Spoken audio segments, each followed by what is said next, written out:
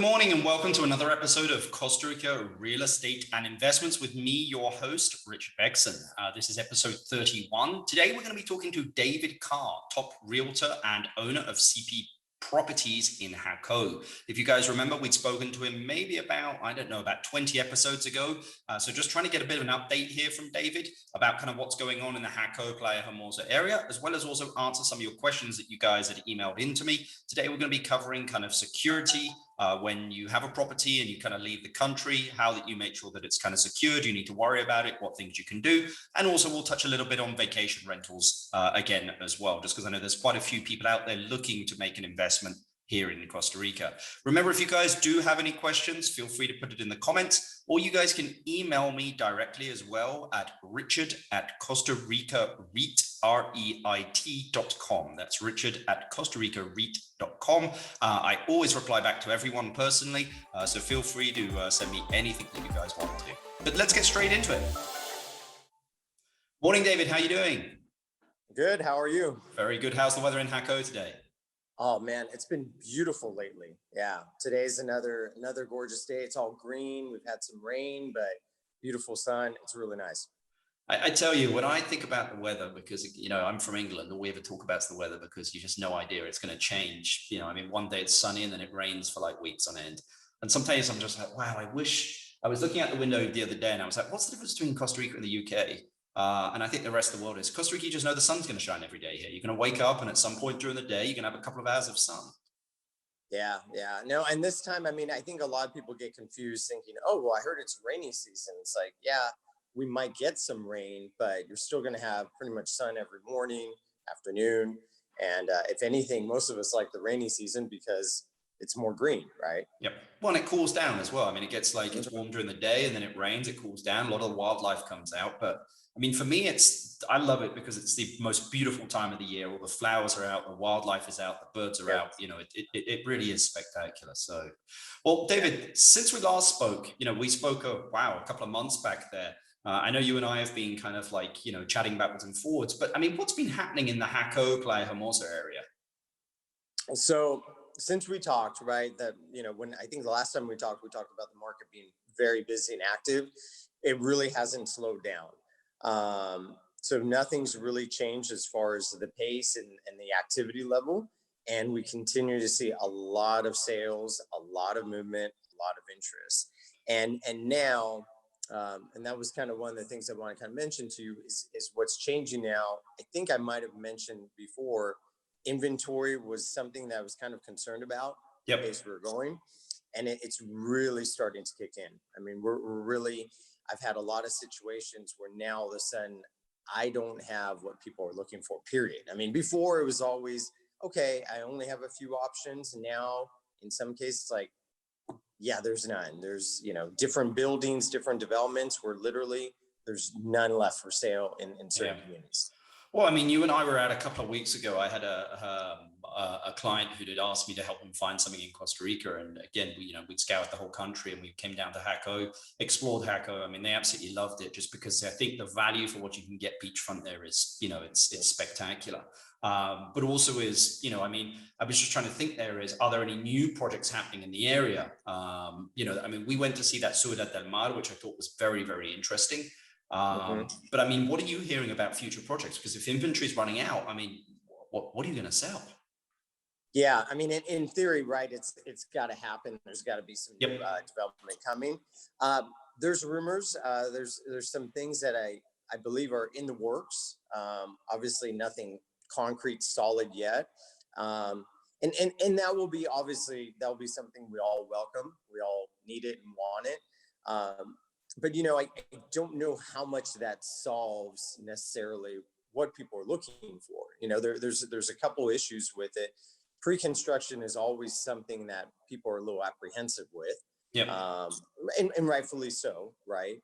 Especially in a foreign country and things of that nature. And then especially with, I think in the Jaco market on the beach, if anything new is going to be on the beach, it's going to be a tower. So unlike the development that we looked at, which were more single family homes, at least you're going to get your home in a few months. A tower, the build out and the time frame to get that delivered is really going to be quite some time. I mean, if something, started tomorrow, we're probably still looking at a good 12, 18 months. Yeah. So, will people be willing to wait that long with the demographic of buyers that want something that they can enjoy and use? Is that something that they'll accept? Will they take the risk of pre-construction? And I think the other question in our market is, will that price be there? Because for anything to work on a new build out, the prices are going to be different. They're not going to be what we've seen. And, for example, in our Jaco market on the beach, we've still seen properties in that 250 square foot range, around there. We really haven't seen it hit 300 and above. So it'll be interesting to see. Yeah, I mean, David, how much is someone looking at? Because again, I mean, I think a lot of people that listen to this, maybe they've been to Jaco or Playa Hermosa, or I say Jaco just because, again, I'm always astounded by the value that you can get of Jaco beachfront, the price of it. Because if that was in Tamarindo or somewhere else, or Flamingo, you'd be paying a fortune for it. But I mean, and I'm sure prices are starting to rise, but I mean, how much are you paying for a 2-3 bedroom kind of, I say beachfront, meaning that you could just walk out, 10, 20 meters and be on the beach? Yeah, I mean, even as recent of last week, right? We've seen those 2 and 3 bedroom condos go for example, like a 1,500 square foot condo, yep. Unobstructed oceanfront, 350. Yeah. Right. We've seen that still go. So 3 bedrooms that you can still get on the beach in the mid threes. In some cases, 2 bedrooms under 250 in some cases, right? So the value still there on the remaining things that are left. Yep. But what we haven't seen is, for example, that 1,500 square foot condo for 350, we haven't seen someone willing to pay 450 for that. Yeah. And for someone to build that brand new and for that to make sense, I just don't see how that 1,500 square feet condo can be less than 450. And are we going to see just that? Now, I've always felt that the new inventory, probably what's going to happen is to compensate for that is people are just going to go smaller. Oh, instead of 1,500, I'll do a 1,000 square foot, 2 bedroom, 2 bath, brand new, sell that for 350. So that's where the market might adjust. But again, will people say, oh, I'll take the smaller footprint. So, that with the pre-construction, the waiting, there's just so many questions. Yes, we know what the market's doing. We see what the market has been demanding and doing so far. But when you throw that curveball of, okay, will a brand new tower at this price, will that sell out? That you can't base that based on what we've been seeing, because there's a lot of different questions there. Yeah.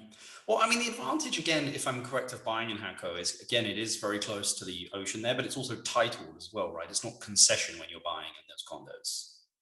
Now, and that's the draw for Jaco. It's titled beachfront, which people just don't understand. There's not much of that. I mean, if you want to be on the sand and get a nice view, get elevated, this is one of the few spots where you can find that. Just for our listeners, just so that they understand, I mean, what is the difference between title and concession? I mean, they're really the two types of, I suppose, beachfront land here, correct? Correct. So most of the beachfront in Costa Rica is concession. I think they say about like 92%, but for the most part, most of the beachfront is. And because of that, you don't see much development on there because there's different rules that apply. There's different taxes. And by and large, foreigners don't want to deal with it, right? It's safe to buy. It's not that the country is going to take it away from you, but they have the option to after the lease. So the best way I explain it is for Americans, it's kind of like buying property near an airport, right? It's like, hey, the government says we need to use that, right? They have the opportunity to buy that back from you at value. Now, that's not something that Costa Rica, by and large, is doing with those concession properties, but most foreigners, they just hear that and they're like, oh, no, I don't want any of that. I just want clean title. Therefore, it never really moves forward. Yeah. Okay.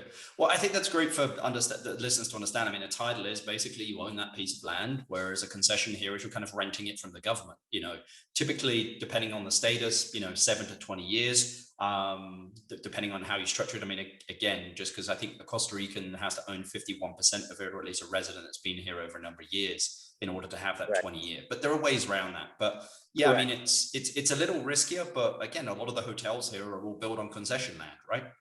So you've got these $1 million investments that are on these concessions. Yeah, and that's usually what I tell people. If you're gonna buy a hotel, right? If you're gonna do a hotel and you're getting the operation from it, no problem. And even if I mean, there's some people that might be comfortable. The real issue more than anything on concession property is the resale on it, and just the fact that because by and large it's not bought and sold that much, it's not developed on. So even if you said, hey, I'm okay with it, I can do concession, it's not like, oh, okay, well, great, now we've got a ton of options, right? It doesn't change a whole lot. It's just, it would open up some options where maybe if you wanted to get some land and things like that. But by and large, I don't promote it.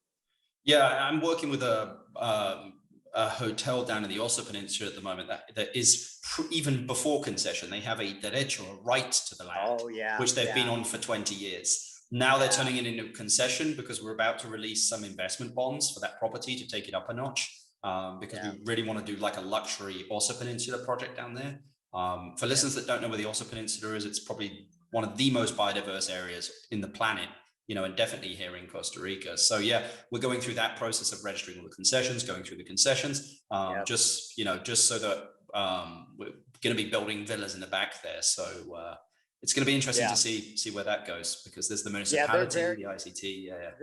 They're very protective with, I mean, it's beautiful, pristine property down there. And there's a reason why they're protective with it, for sure. Exactly.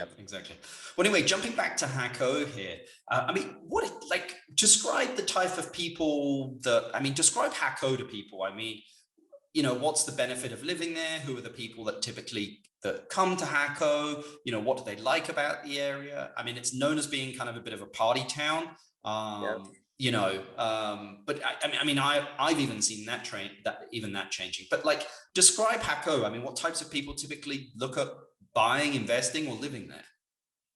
Yeah, so unfortunately in Jaco, we still deal with our reputation, right? It still has stuck that we're this wild, crazy party town.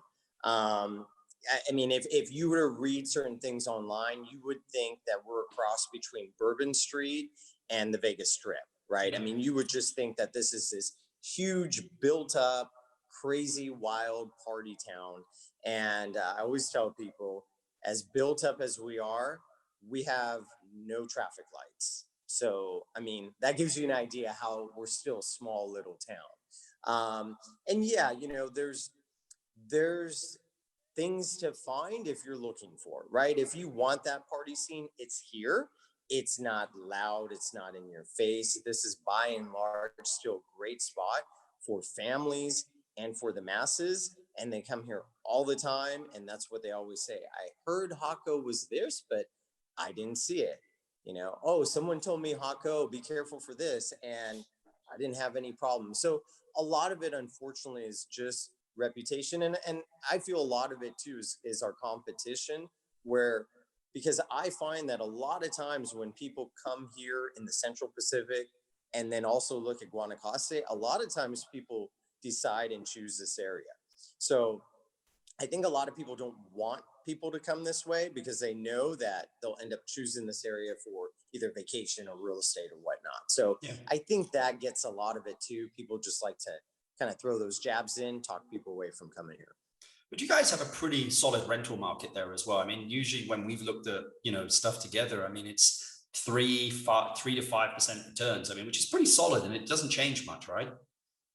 Yeah, and the thing to understand about our market, surprisingly, as big of a rental market as we are, we don't have big anchor hotels, right? Yeah. We have the Los Sueños Marriott, which, I mean, that's in Los Sueños. And then within our beach or on our beach, we have a dated Best Western, and we've got a newer kind of non-branded hotel. And the rest are kind of cabinas, very rustic hotels. So what ends up happening in our market is people rent a beachfront condo. So that's why a lot of these condos and these properties do well, because that's just what people do is they come to Jaco and they rent a condo. Yeah. So it's interesting because for a popular vacation market, that's usually not the case. Well, I mean, you just mentioned the Los Sueños Marriott there, which is in Playa Herradura, which is kind of the next bay, kind of, I suppose, north, a little bit further north than Jaco. We'd spoken to Joaquin Rodriguez from Stay in Costa Rica a while back, and I saw that you had a post the other day on on some properties that you had. I'm not too sure whether you said motivated sellers. Maybe that I'm just making that up. But like there was some stuff in the Los Sueños. I mean, do you think it's a good place to make an investment? You know, I've always heard HOA fees are pretty high there. So, you know, can you make a return? On the condos, the returns are tough, right? Those are going to be, for the most part, better suited to pay all your bills, cover your costs, headache-free ownership. Right. Yep. The HOAs are a little bit higher. They're not insane, but for what you get out there, right? It's immaculate out there. It's well ran. I mean, you've got just an immaculate resort, the gardens, the grounds, everything. And it's just a good, solid park, right? I mean, when you start getting to that level of money, you know, money likes to be around other money, right? Yeah. And that's what you're getting there with $1 million boats and $1 million properties. The wealthy want to be with the other wealthy. So there is a safe harbor there when you're looking at buying that type of property. But when you're looking at cash flow, that's not necessarily the best spot. Yeah, I suppose you'd probably look at a wealth preservation play there of like parking money. It may kind of go up, but again, it's kind of, I think if you're making an investment into Los Sueños, it's more of a lifestyle investment rather than the actual, like you're going to make returns. But do you think you could make returns with a villa up there? Now that's a different subject. Yeah, condos, one thing. Yep. But yes, the houses, those can make some money. And again, just to understand, right? And the reason is condos. There's a lot of them, right? You're competing with every other condo in there. It's hard to be very unique. So there's just more competition, more supply. However, houses within our market, within Los Sueños, houses in general, especially you get 4, 5, 6 bedroom houses, they do great, and especially in the resort. Yes. Yeah, I mean, when we did that, when you and I spent the day together with that client that had basically asked me to help her find something, you know, we went back to Ciudad del Mar, and I think from a, you know, the way that I was looking at it from an investment point of view, if this was a huge investment, of everything we saw, that Ciudad del Mar place that had that 4 bedroom for like, I think it was like 250,000, 260,000. It was a 4 bedroom, 2 blocks from the ocean. And I mean, you could probably rent that, you know, and make a, you know, probably 10% return just because there's not that many 4 bedroom houses available. For sure. Sure. You know, you're getting in at that early price point. So that helps your ROI. And then, yeah, and that's one of those rare cases where that one has a strong return. And a big part of it is that 4th bedroom really helps. Yeah. I really think that, you know, for listeners, as they need to understand, is the more bedrooms that you've got, the better it is. Just because the rental market is saturated, may not be the word, but like 1, 2, and 3 bedrooms, there's a lot of that out there. I believe, you know, 1, 2, 3 bedrooms covers about 70% of the market. Then it kind of, you know, and then 4, 5, 6, you know, and above, you know, is the other 30%. You know, a lot of families like to travel together, so. Well, and I would add to that, right? I think the most important part really is getting help. If you're very analytical and if those goals are on your list, you need help evaluating that, and you need help with that and understanding, because someone might say, oh, okay, well, I guess I'm just going to go on my own and only look for 3 and 4 bedrooms. Like, yeah, but look, there's 2 bedroom options that might work. And there's more to it. Yep. The point more than anything is to understand all of that. Well, you need help, you know, whether it's consulting with someone like you and your services, or dealing a reputable broker, but definitely don't try and figure it out on your own, because things won't make sense and you do need that help. Yeah, I mean, it's, again, you know, even in the travel businesses, I mean, that's why we have the agency there. It's just information overload. So having someone in the country to be like, look, but we're just here to make sure that you make the right decision for you. I think is important. So just jumping to a question that we had from a listener here, which was more about security. They were talking about, if they were to purchase a place here, and then they were to actually kind of, leave it for the summer or go away for a long period of time. I mean, what do you think that, what are the security measures people should take into consideration? What would you suggest? Is it something they need to worry about? Buying a gated community, pretty much. Okay. That's why we do that. And look, it isn't so much, I mean, I think anywhere in the world where you're going to have real estate, you're going to have a home or a condo or property that you plan on being away for 6 months out of the year, you've got issues that you've got to deal with security. I mean, it's just inevitable that someone might say, oh, that place is empty for 6 months. Yeah. Go ahead and, go in there. So that is the issue. It's not to say that it's common, but that's the risk that you take. But more than anything, the real reason why you want to be in a gated community is, again, on that resale, right? The resale and the rental. Most of the people that are going to rent here or going to buy here in the future are in that same situation where they're not here full time. They want the amenity of having that security, knowing they can just lock it up, leave, not worry about it. So the resale is the key part of that. I mean, I always tell people, I've had people that say, oh, I'm a Navy SEAL, I'm going to be living in the property, I'm not worried about security, right? I'm going to be here full time. It's like, yeah, but when you go to sell it, is the next guy going to be a Navy SEAL, and are they going to have dogs, and are they not going to be worried about it? So it just really opens things up for the pool of buyers that you can sell to.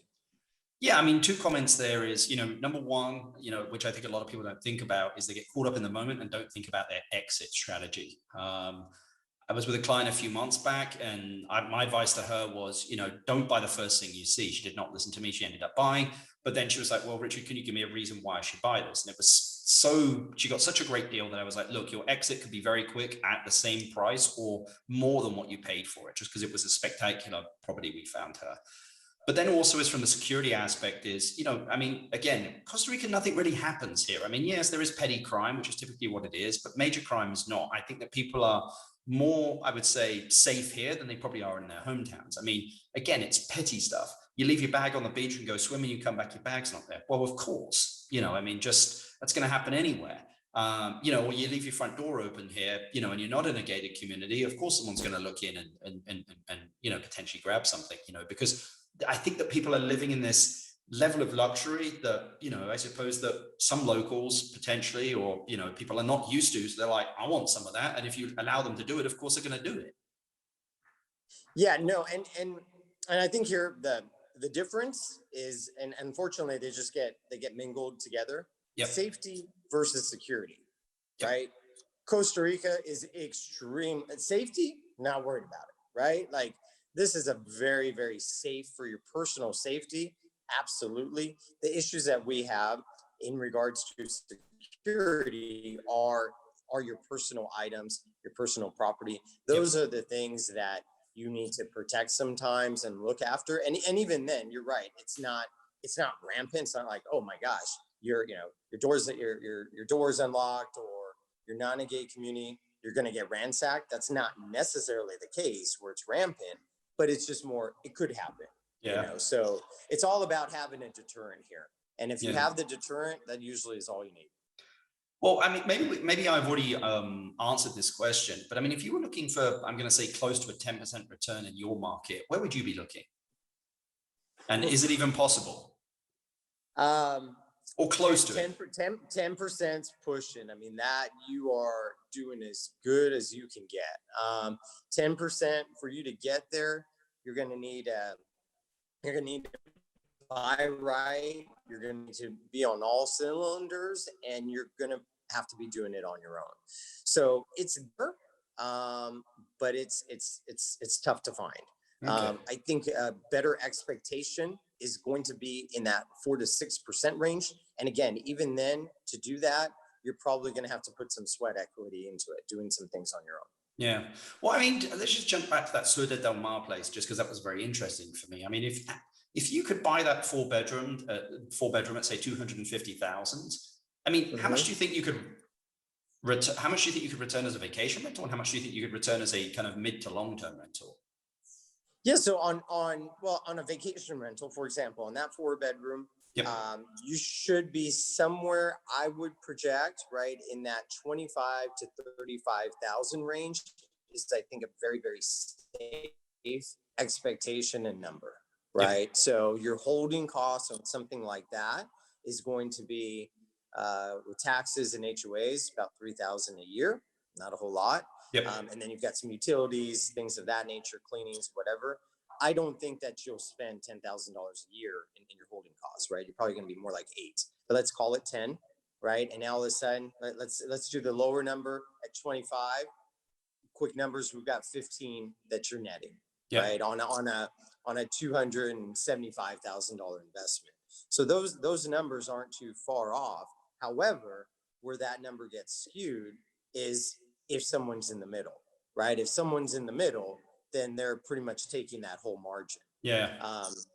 So that's the swing. And, then the other swing up where you go from literally breaking even to, maybe hitting closer to 10% is get rid of the middleman, and then also maximize it. Instead of 25, now we're at the 35. Now all of a sudden there's 25 that you're netting, right? And now all of a sudden those numbers are really starting to look attractive. Well, let's jump to it's just my internet connection's unstable here, so I apologize if anything breaks up or you freeze. I think it might be good now. I'm sure my kids have just jumped on the internet at the moment, so playing around. But again, the question I always like to ask, if you had $500,000 to invest into a business or, again, real estate in the area, I remember asking you this question last time, maybe it's changed, maybe it's not. What would you do with it, David? At 500, I'd stay in my market just because I know my market. Yep. I like to handle properties where I'm near. I would probably just increase my portfolio of what I have locally, right? I'd probably continue to acquire high rental yield properties. Since I'm here locally, I can handle more of the long-term properties, which I kind of like, a little bit less headache. So I'd probably chase a combination of those properties, and then also maybe add another vacation rental if I could still find the right fit, right value. So I would just buy a mix of rental yielding properties in my market. Okay, great. Well, David, I really appreciate your time this morning. I'll let you get back and basically try and find inventory in Jaco and enjoy the sunshine. But thanks very much for joining us, and I'm going to put all of your contact details basically in the description. So I think anyone that wants to reach out to David personally, feel free to. But really appreciate your time, David, and hope you have a great day. My pleasure. Talk to you soon, Richard. Catch you later, David.